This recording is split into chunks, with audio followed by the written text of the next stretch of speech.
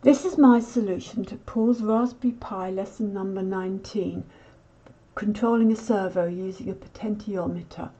The breadboard setup is fairly simple. You just have a chip, and then you've got the potentiometer itself, which I've got turned down to 0, and here's the servo.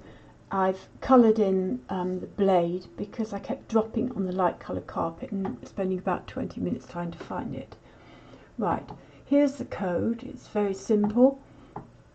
You are basically just doing a change duty cycle according to the potentiometer, which is that line there, but you have to convert it to be on the right scale. So you divide by 225.5 because it's the potentiometer goes from 0 to 255, which gets it down to in between 0 and 10, and then you add 2. All very simple. So we'll just try running it. Whoops, no. We will try running it. Right, that's on 0, so you just turn it up and up and up, and it goes round to 180 degrees. Then you can turn it round again. All very simple. Down to 0. Right, Control C.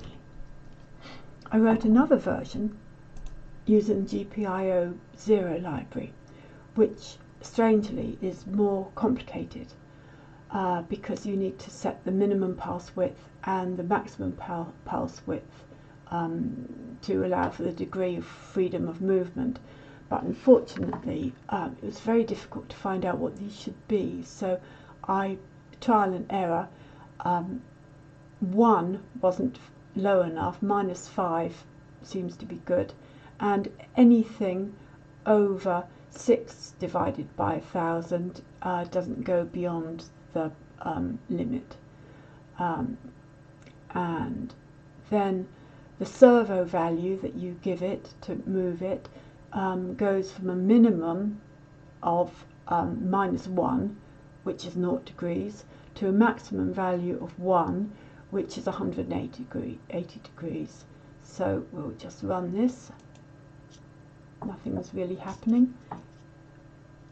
You can see the servo value is -1. You turn it up, goes up, up, up, up, up, down up to a maximum of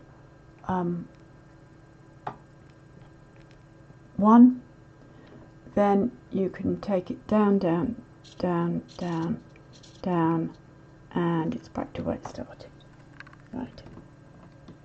Control C out.